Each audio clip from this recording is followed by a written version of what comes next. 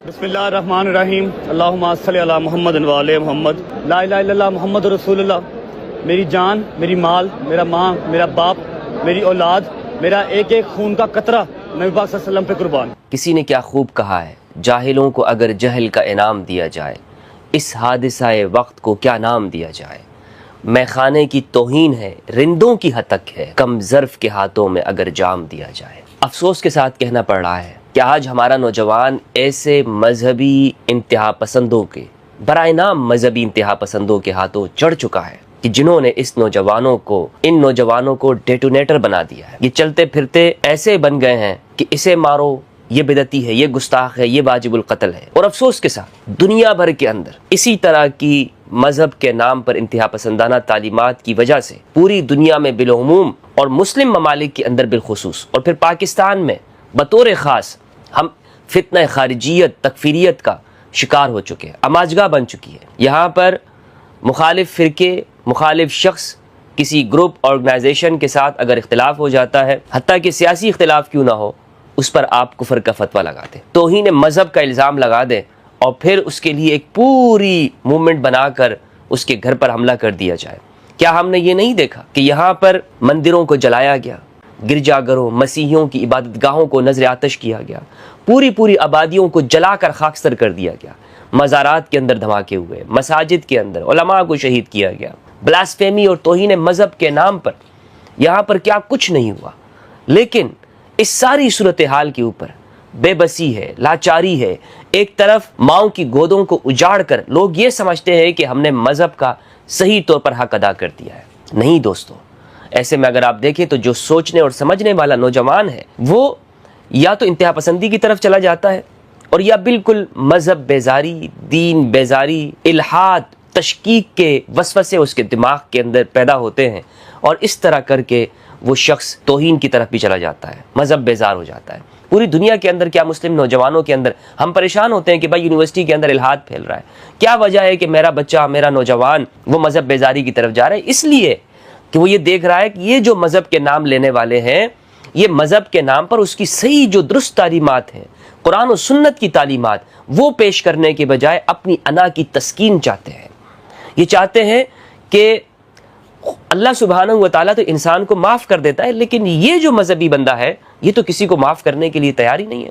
یہ تو کہتا ہے نہیں، جب تک کہ میں اس سے انتقام نہیں لے لوں گا، جب تک کہ میں اس کا گلا نہیں گھونٹ دوں گا، جب تک کہ میں اس کا خون نہیں پی لوں گا، اس کو آرام ہی اور چین ہی نہیں آتا ہے۔ اور پھر یہاں پر ہم دیکھتے ہیں دوستوں کہ یہی لوگ یہ سیاست کر رہے ہیں۔ اگر یہ سیاست نہ کر رہے ہوتے تو ان کے معیارات ہر جگہ پر ایک ہوتے، مولوی مفتی کے لیے بھی ایک جیسا معیار ہوتا اور عام بندے کے لیے بھی۔ لیکن آج دوستو میں جو آپ کے ساتھ گفتگو کرنے جا رہا ہوں، یہ ہم اس میں توازن، ایک تقابل پیش کریں گے۔ دو کیسز ہمارے سامنے ہیں، دو نمونے ہیں، ان دونوں پر ہم دیکھتے ہیں کہ کیا کیا گیا۔ یہاں پر پہلے میں یہ بتاتا چلوں کہ پاکستان کے اندر توہین مذہب کے نام پر جن لوگوں کے اوپر توہین مذہب لگایا گیا اور ماورائے عدالت ان کو قتل کیا گیا، دیکھیں اس کی نہ شریعت اجازت دیتی ہے، نہ پاکستان کا قانون اجازت دیتا ہے کہ آپ کسی کے اوپر اگر مجرم بھی ہو، آپ عدالت سے باہر اس کو اپنے ہاتھوں سے سزا نہیں دے سکتے۔ یہ شریعت کا قانون ہے، پاکستان کا قانون ہے۔ لیکن کیا ہوا؟ مشال خان سے دیکھ کر، مشال خان سے لیجئے آپ تمام واقعات کو جوڑیے، آپ کو معلوم ہوگا کہ ہوا کیا ہے۔ توہین کا الزام اس لیے لگاتے ہیں کہ اسے مار دیا جائے، توہین کا الزام اس لیے نہیں لگاتے، یہ پرچے اس لیے نہیں کاٹتے کہ اس شخص کو ایک قانون کی حفاظت دی جائے، بلکہ اس لیے لگاتے ہیں کہ اگر وہ قانون کے پاس بھی آ جائے اور ان کے ہتھے چڑھ جائے تو یہ اسے مار دے، ختم کر دیں۔ مشال خان کو کس عدالت لے جایا گیا؟ کیوں اس نوجوان کو یونیورسٹی کے اندر اسے بلوں کے ساتھ، اسے ٹھڈوں کے ساتھ مارا گیا، اس کے سر کو کچلا گیا، پھر اسے زندہ جلا دیا گیا؟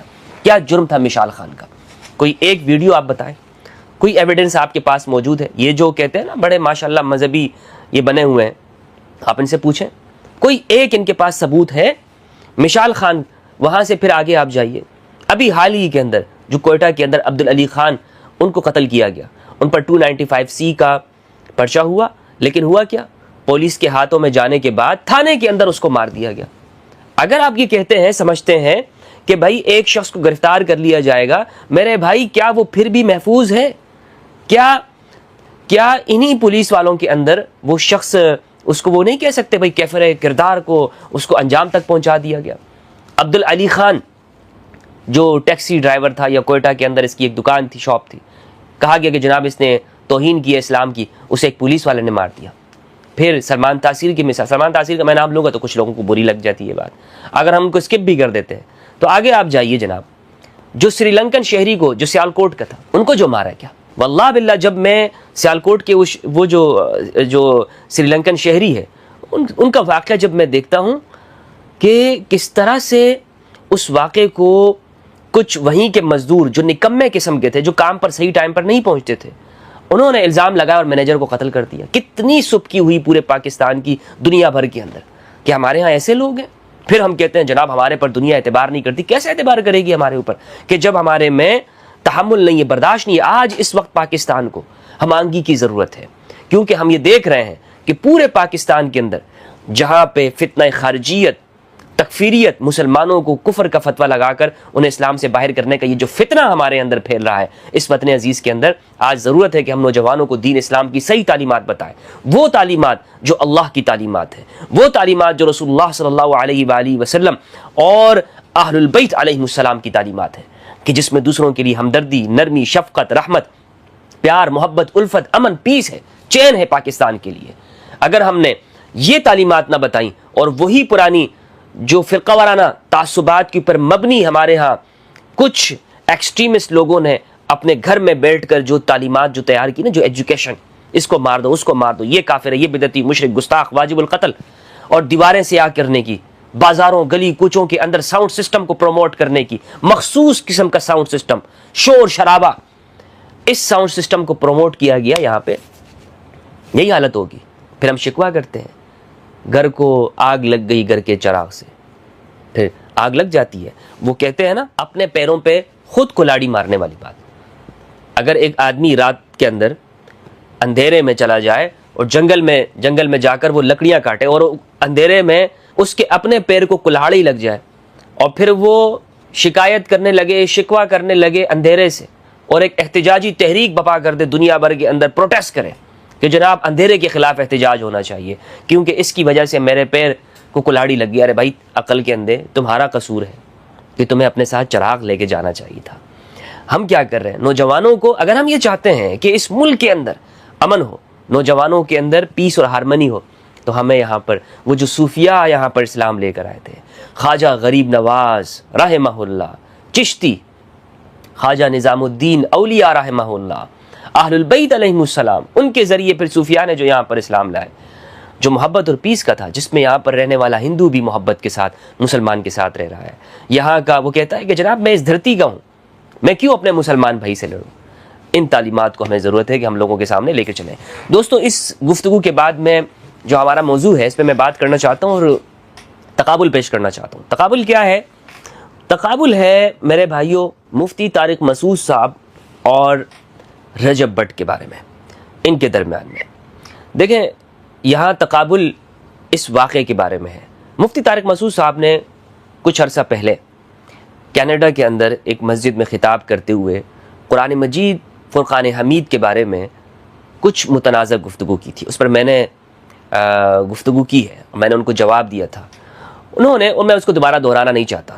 سب کو معلوم ہے، پورا پاکستان، پوری دنیا جانتی ہے کہ مفتی طارق مسعود صاحب نے قرآن مجید کے بارے میں کیا کہا تھا۔ رسول اللہ صلی اللہ علیہ وآلہ وسلم خاتم النبیین، شافع یوم النشور، سید المرسلین، امام الانبیاء صلی اللہ علیہ وآلہ وسلم کی ذات اقدس کے بارے میں کیا گفتگو کی، کیا بات کہی تھی؟ امی سے آگے بڑھتے ہوئے الیاذ باللہ کہ آپ تو قرآن مجید لکھ لیا کرتے تھے اور صحابہ، آپ قرآن مجید لکھوایا کرتے تھے صحابہ سے، صحابہ اس کو لکھتے اور آپ اس کی اگر غلط بھی ہوتا تو آپ اصلاح نہیں کرتے تھے کیونکہ آپ کو تو لکھنا پڑھنا نہیں آتا تھا۔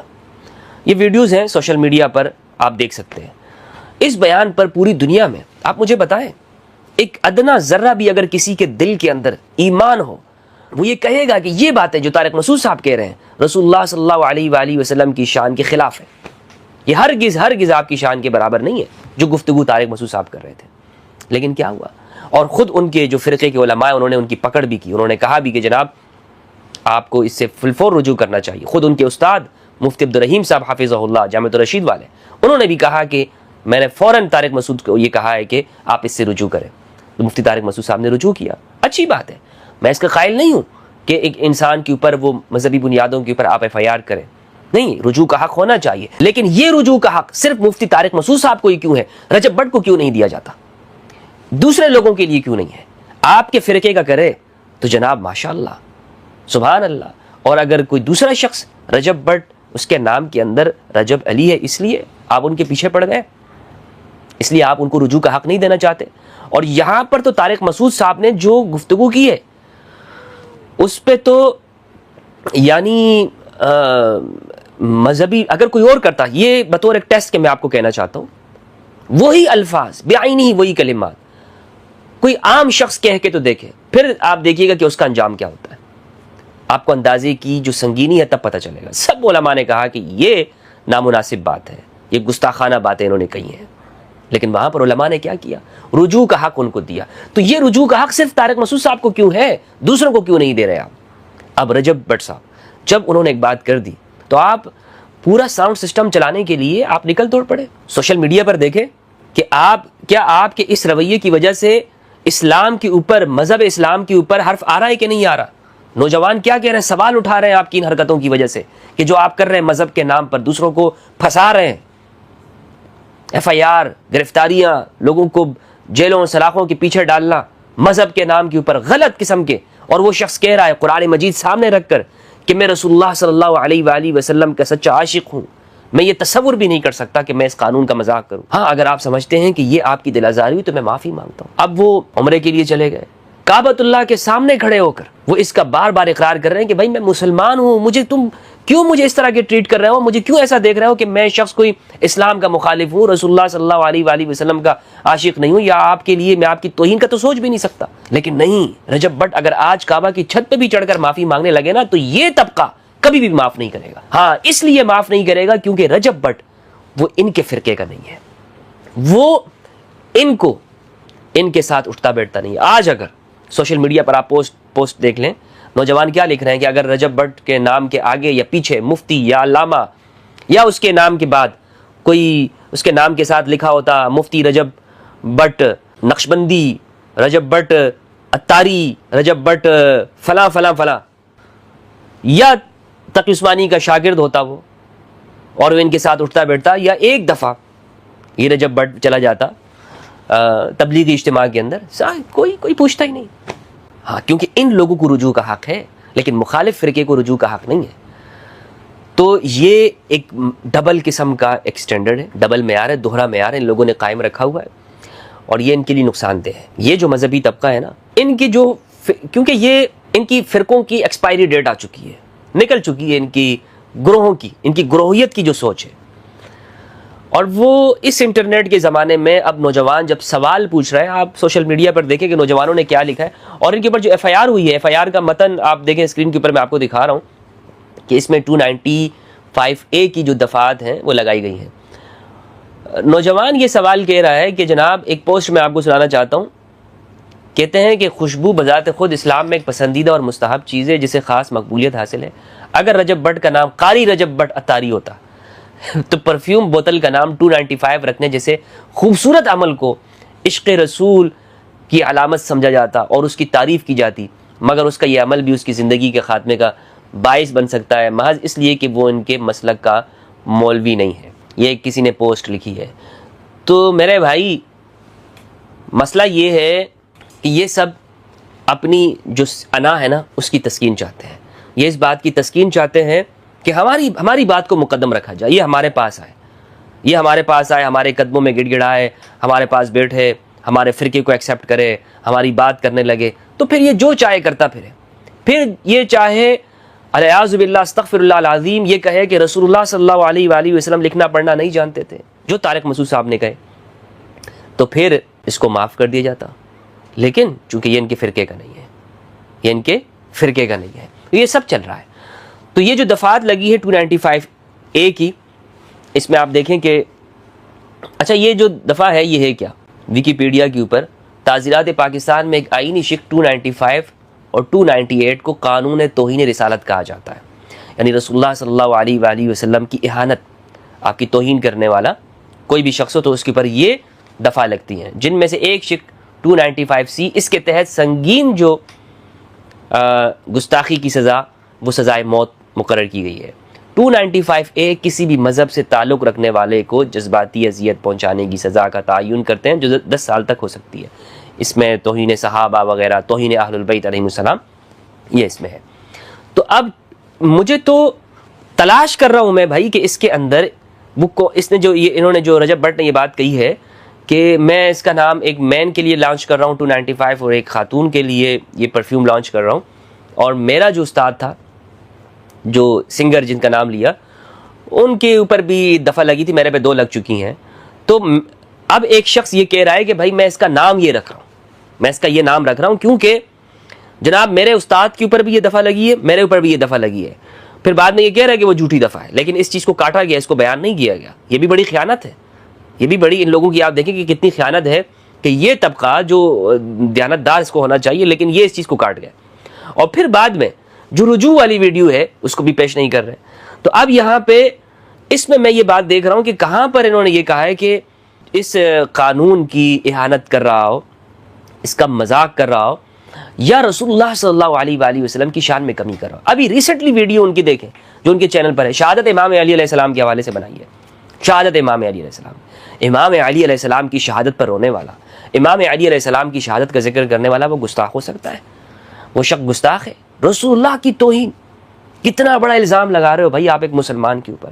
ہاتھ جوڑ کر کہتا ہوں میں آپ لوگوں سے کہ پہلے اپنے اوپر شریعت نافذ کرو، بعد میں آپ دوسروں کو مذہب کے نام کے اوپر بلیک میل کا سلسلہ جاری رکھو۔ یہ مذہب کے نام پہ بلیک میلنگ نہیں تو کیا ہے؟ پچھلے دنوں میں ایک پوڈ کاسٹر نے کچھ اس طرح کی گفتگو کی تھی مدارس کے حوالے سے۔ مولویوں کے پاس چلا گیا، معاف ہو گیا، جرم معاف ہو گیا۔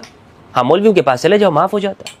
تو دوستو ہم یہاں پر تقابل کر رہے ہیں ان لوگوں کے درمیان میں کہ جو خود کو مذہبی کہتے ہیں، خود جرم کر لیں تو ان کے لیے چھوٹ بھی موجود ہے اور لوگ ان کی حمایت کے اندر بھی بولنے لگ جاتے ہیں، اور دوسری طرف عام فرد ہے، عام فرد یہ کہتا ہے کہ بھائی وہ سوچنے لگ جاتا ہے کہ ساری سزائیں میرے لیے ہیں، ساری دفعات میرے اوپر نافذ ہوں گی، مولوی صاحب کے اوپر کچھ نہیں۔ مولوی صاحب زبان سے یہ کہہ دے جناب مجھ سے غلطی ہو گئی، معاف کیجیے گا، ہاں چاہے کتنی بڑی بات کیوں نہ کر دے۔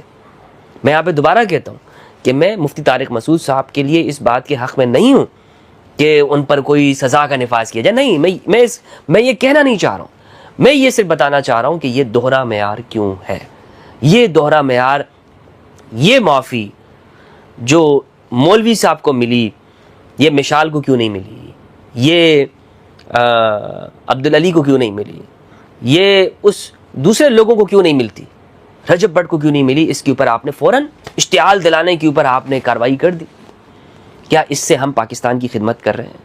کیا اس سے ہم اس طرح پاکستان میں جو یہ ہم کہہ رہے ہیں فتنہ خارجیت ہے، اس تکفیر کا خاتمہ ہم کر پائیں گے اگر ہم نوجوانوں کو اس طرح لوگوں کے پریشر میں آ کر، ان پریشر گروپ میں آ کر ہم ان کی زندگیوں کو داؤ پہ لگا دیں گے؟ کیا کوئی گارنٹی دے سکتا ہے؟ ان لوگوں سے میں پوچھنا چاہتا ہوں، کوئی گارنٹی دے سکتا ہے کہ اگر رجب بٹ وہ گرفتار ہو جاتا ہے اور اس کی زندگی محفوظ ہوگی؟ کوئی گارنٹی دے دے کہ کوئی سرپرہ اٹھ کر وہیں پر سرپرہ اٹھ کے اور وہ ان کو قتل کر دے اور وہ کہے کہ جناب اس طرح تو میں نے بڑا ماشاءاللہ نیکی کا کام کیا ہے، بڑا میں نے نیکی کا کام سر انجام دیا ہے؟ کوئی گارنٹی دے سکتا ہے؟ کسی کے پاس موجود ہے اس طرح کی گارنٹی؟ کوئی نہیں دے گا گارنٹی، اس لیے کہ ان سب کو معلوم ہے کہ یہاں ایسے ڈیٹونیٹر پیدا ہو گئے ہیں کہ یہ کہیں بھی جا کے پھٹیں گے۔ تو اگر ہم یہ چاہتے ہیں اخلاص کے ساتھ، اگر ہم یہ چاہتے ہیں کہ پاکستان میں امن ہو، تمام مذاہب، مسالک اور اقوام اور جتنے بھی یہاں پر رہنے والی جو کمیونٹیز ہیں باہمی محبت، پیس اور بھائی چارے کے ساتھ رہیں، تو سب سے پہلے تو تکفیر کا خاتمہ کرنا ہوگا۔ تکفیر، کسی کو کافر قرار دینا، یہ ہر ایک، جسے آپ کہہ لیں نا، ہمارے مسئلے کی جو جڑ ہے نا وہ یہی ہے، ہمارے تمام مسائل کی جڑ وہ یہیں پر آتی ہے کہ یہاں پر تکفیر کا فتویٰ، تکفیر کا فتنہ موجود ہے۔ آخر میں رجب بٹ سے کہنا چاہوں گا کہ یہاں پر آپ جہاں پر بھی ہیں آپ اپنے آپ کو محفوظ رکھیں اور جرأت کے ساتھ آپ ان تمام چیزوں کا سامنا کریں۔ دیکھیں میں یہ سمجھتا ہوں کہ انشاءاللہ عز و جل آپ کے ذریعے سے اس قوم میں جو اتنے بے گناہ لوگ وہ ان لوگوں کے ہاتھوں چڑھ گئے اور وہ اپنی جان کی بازی ہار بیٹھے اور یہاں انتہا پسندانہ رویوں کو ترویج دی گئی، ان کو پروموٹ کیا گیا، مجھے یہ لگتا ہے کہ آپ ڈٹ جائیں اور اس طرح سے ان تمام صورتحال کا آپ سامنا کریں انشاءاللہ. آپ دیکھیے گا پاکستان جنت نظیر ہوگا دنیا کے اندر. پاکستان آگے بڑھے گا.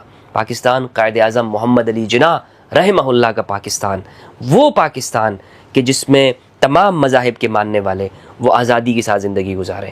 ہندو اپنے مندر جائے، ایک مسیحی اپنے گرجا گھر جائے، اور ایک مسلمان مسجد جائے، اور مسلمانوں میں جو بھی فرقے ہیں سنی شیعہ پیس امن اور بھائی چارے کے ساتھ. یہی میرا پیغام ہے اور یہی میرا مقصد ہے کہ ہم سب کے دلوں کو ایک کریں.